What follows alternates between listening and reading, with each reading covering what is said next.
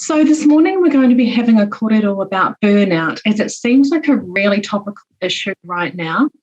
In addition, the World Health Organization has reportedly predicted that burnout could become a global pandemic.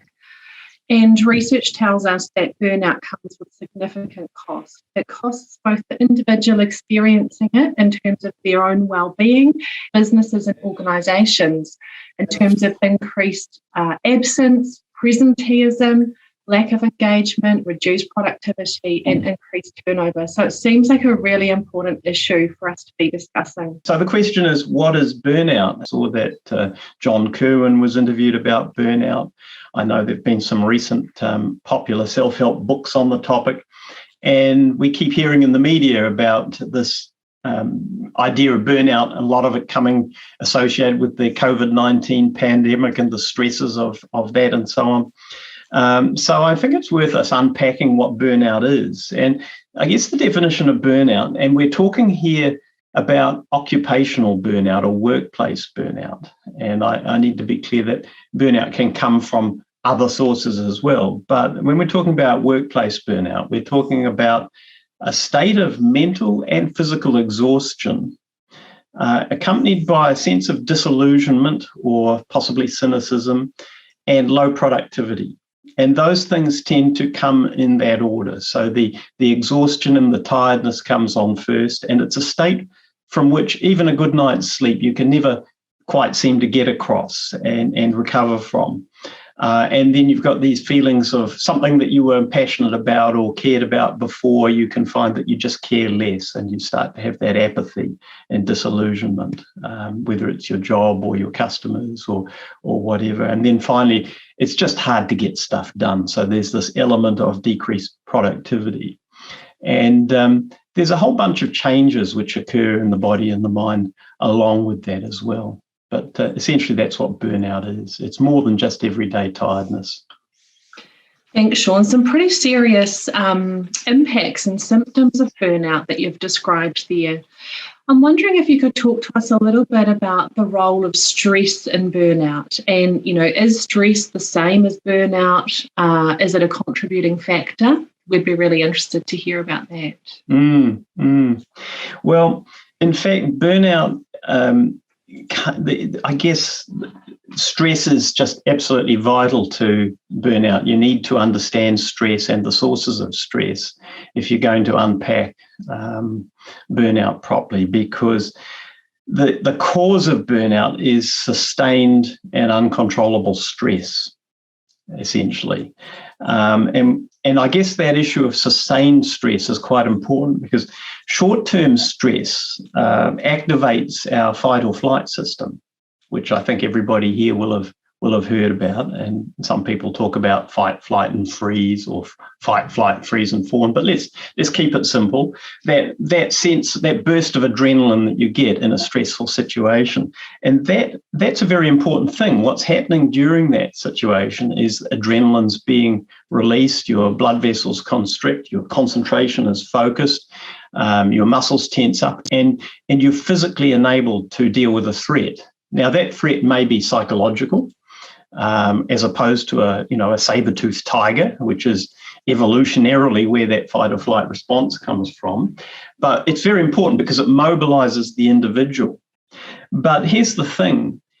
If that threat or sense of threat is sustained and the adrenaline keeps releasing and the muscles continue to be rigid, and that continues over a sustained period of time, and you are not overcoming what it is that the stressor is, whether it's a huge workload or fear of yet another customer walking through the door, another older mechanism takes place, or a longer-term mechanism occurs. And that's what we call the HPA axis, which is HPA stands for the hypothalamic pituitary adrenal axis.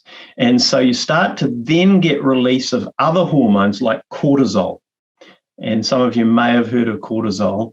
And this is a stress hormone which we release. And what happens is when we've got this fight or flight system activated, we've got the HPA axis activated, and we're releasing the cortisol as well as the adrenaline over a sustained period of time, we have what's known as an allostatic load.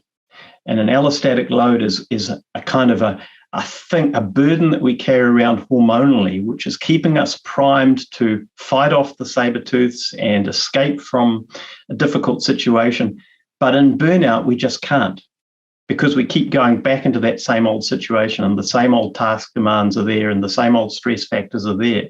And so eventually we collapse under this allostatic load, and that's what triggers the burnout. So you can see I've gone into a bit of physiology there, but it is a physiological thing as well as a mental thing. There are changes in the brain, and it's caused by ongoing, sustained stress, which we just can't escape.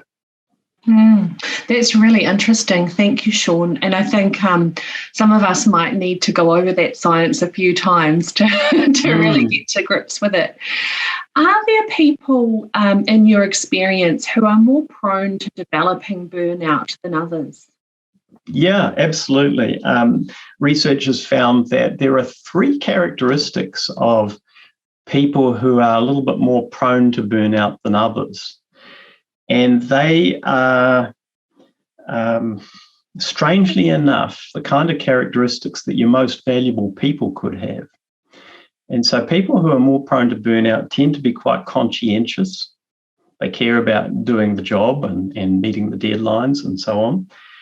A little bit of perfectionism can predispose you to burnout. So if you're really concerned with getting things right, really right, and close enough isn't good enough, that can predispose you to burnout. And I guess the last thing is if you're emotionally invested and committed in your job or your organisation, that can predispose you to burnout. So when you think about it, conscientious, perfectionist, and caring, hey, that sounds like for some roles the perfect employee, doesn't it? So here's the thing. Your best people are probably the people who are most at risk from burnout, not the people who you'd be okay with them moving on.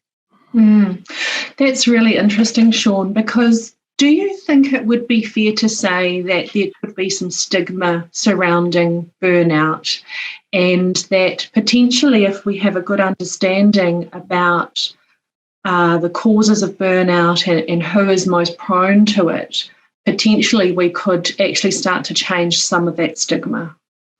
Yeah, I think normalising conversations about stress and mental health and having good communication in an organisation is one way you can start to reduce that stigma. And also discussions like this where we're saying, hey, the people who burn out aren't the weak ones. They're probably the people you want to keep. There's an old Chinese proverb which I've written down here because I thought it was quite apt.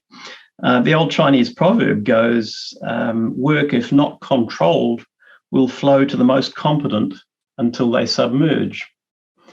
So this means that we need to be having conversations about how we can protect those people, but they end up submerged because all the work's flowing to them, or their leaders are not creating a culture that protects them and puts boundaries around them. Thanks for that, Shaun. That is a lot of food for thought. We've got a lot of people on the call this morning. Some of the people joining us are possibly in leadership roles, probably all have colleagues. What are the things that we should be looking out for, both in ourselves and in the people working around us, in terms of detecting signs of burnout? Good question. And I think your question is really good because it talks about it from 2 different perspectives, the aspect of us as individuals. And let's face it, leaders are just as prone to, and managers are just as prone to burnout or have that potential as people who are not in leadership roles. I'm not saying that, in fact, there are any differences between those roles in terms of propensity for burnout. I mean, you can get burnout as a checkout operator because you think that all the factors are there. You can't control how many people are going to be in that queue in front of you. And you've got very little autonomy in that role. So that's a role where, has a great opportunity for burnout. Similarly, in a CEO role. So it doesn't know any boundaries in terms of the types of roles. In ourselves, if we find that we have the sense of exhaustion and we just can't seem to shake it. We have a holiday, but we come back and we're still exhausted. If we find that we're starting to lose that sense of,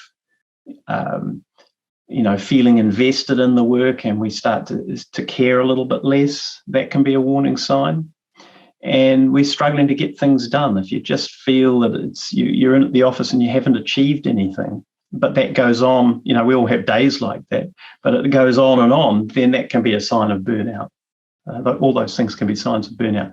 In terms of other people, or looking at our team members, it's not up to a team leader or a manager to diagnose burnout. But what you can do is have conversations with people around their performance, and you can ask them how they're feeling. So if you notice that somebody is off their game, they're not performing at the levels that they normally do, that's an opportunity for a conversation. You can ask people how they're feeling. And if they identify that there are certain stresses in their working life, then the conversation can focus on how you and the person can help manage those stresses. Great, thank you, Shaun. You've touched on it a little bit already, but I'm just wondering if you could distill what are the causes or the things that tend to lead to burnout? What would they be? Well, as I've said, stress is the cause of burnout, but often that's coming from multiple factors. And it's not just one big stress, it's a bunch of smaller everyday stresses, or it's some life events that are stressful. So major stresses such as a bereavement or issues at home, relationship issues. So those things come to work with you as well. So it's not just going to be a whole bunch of work-related factors, possibly. They could be the major factors, or it could be a combination of the personal factors. In addition, there's a bunch of stuff that is related to the individual, as I've mentioned. So they may have a predisposition to have these very high standards for themselves, which is not serving them or in the long term the organisation. When we talk about the things that an organisation or a manager can control, those are the sort of things that have names like organisational culture or climate. So, for example, if you're in an organisation which doesn't have good communication, good two-way communication, where it's very hierarchical, where employees are not necessarily empowered to have autonomy over their work or involved in decision-making, where bullying might be tolerated, and so there's implicit messages going on there around people's safety. Those are the sort of factors that create a stressful climate or culture in an organisation. So those are factors that can all be addressed by by an organisation if it is aware of them and it chooses to.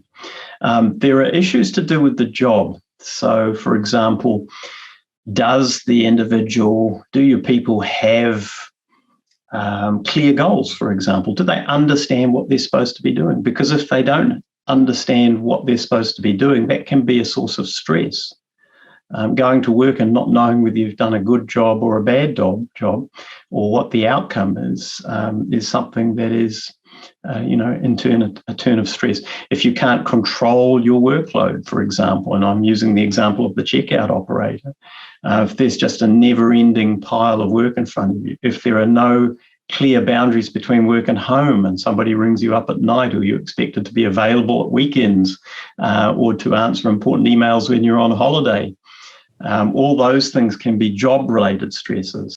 Given the causes, what are the things that we can do to prevent burnout or address it if it's already present? Good question. And I want to make the point here that legally, employers and organisations have a responsibility to keep their people safe, and that's both mentally and physically. And in fact, in WorkSafe versus Michael Vining Contractors, which was a case recently in South Canterbury, I think it was, there was a successful prosecution and a fine of, I think, about $350,000, where an employee was killed due to fatigue driving home, and in that previous fortnight they'd worked 100 hours. And so the employer was prosecuted for failing to keep the employee safe from fatigue. And so it's not a big jump from there to an organisation failing to keep someone safe from undue stress and burnout. And there's not been a case as far as I know, but it's possibly a matter of time. So there's this legal responsibility to run a healthy workplace.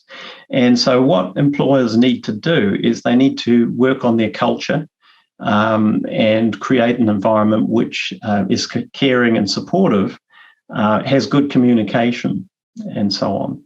And also they need to create jobs that are healthy jobs. And these are jobs where people can go offline, where the boundaries between work and personal life can be maintained, where the employee has the ability to recreate themselves through relaxation and recreation, where they're involved in decision making and have, one of the important things to prevent burnout is giving people a sense of autonomy and control. Because remember, right at the start, I said that one of the aspects of, one of the causes, or the cause of burnout was continuous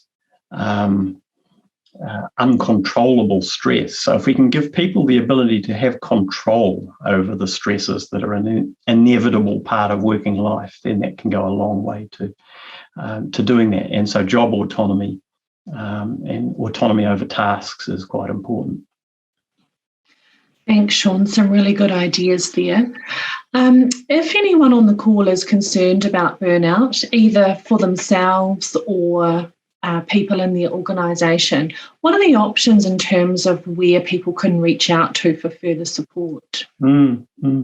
Yeah, so if as an employee you've got this pervading sense of exhaustion and the things that I've described that accompany burnout, then you have to make a decision as to whether the organisation is going to be able to support you. And if you feel that they have the kind of culture and you have the kind of manager that you can talk with them about, then that's worth doing. Can you manage the stresses? Can the organisation help you manage the stresses that are, coming your way? And family-friendly policies, for example, might help. Resolving conflict in the workplace might help. There may also be an employee assistance program, like Ignite, for example, that is available to people, and they can reach out and find support through that, talking to your GP and so on. Ultimately, if none of those things work, then really you need to consider whether you're in the right place and in the right role. If you are a manager or a leader of people and you think one of the people that is in your team is experiencing this or going through, like I said before, it's about starting a conversation and understanding what's going on for them and what can you and the organisation put in place for them. That's awesome. Thank you, Shaun. That's a really great overview of the topic of burnout.